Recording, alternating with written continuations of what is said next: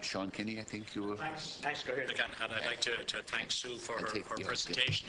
I thought it was very good, particularly when you were dealing with digital citizenship and how, you know, YouTube and the internet can be used as a force for good. And I think the example of President Obama, you know, dealing with the issues of bullying and LGBT groups, I think that was, I think, an example of how YouTube and the internet can be used positively.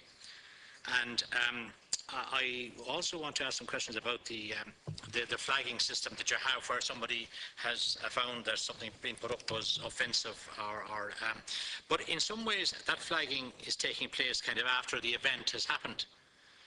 Because, you know, and I just give one example. There was a case here in this city some months ago of a young man who was coming home from a night out, got a taxi home, and somebody videoed him getting out of the taxi and put it up on YouTube saying he hadn't paid his fare.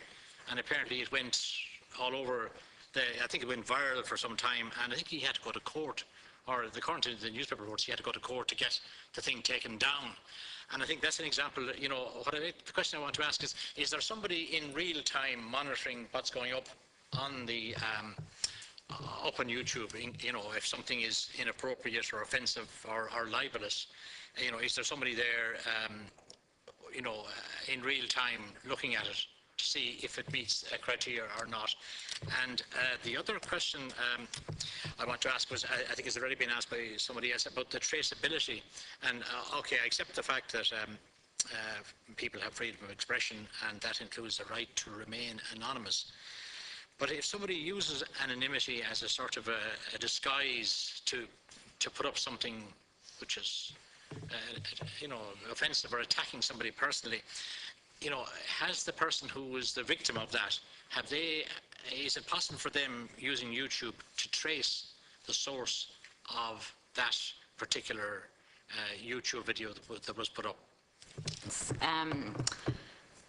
Deputy Kenny mentioned about looking at content as it's being uploaded.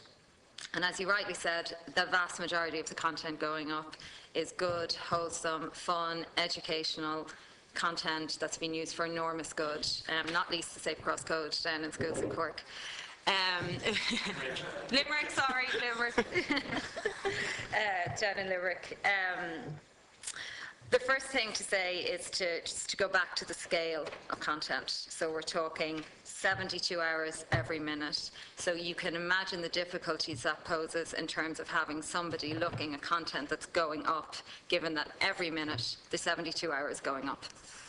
The second thing to say is that what YouTube is, why it works, why it's so successful, why people go back to it, is because it allows them to take a video and upload it instantly and share it instantly. So that's a really integral, essential part of the platform. That's why people love it. That's why we'd 1 trillion views in 2011. So it's really important that we maintain the integrity of the platform for the vast majority of users who use it for good.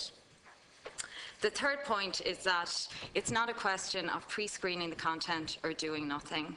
As I've gone through today, we have a number of systems in place to make sure that when content is uploaded, that is flagged, that breaks the rules, we get to that content very quickly, and if it breaks the rules, we take it down very quickly.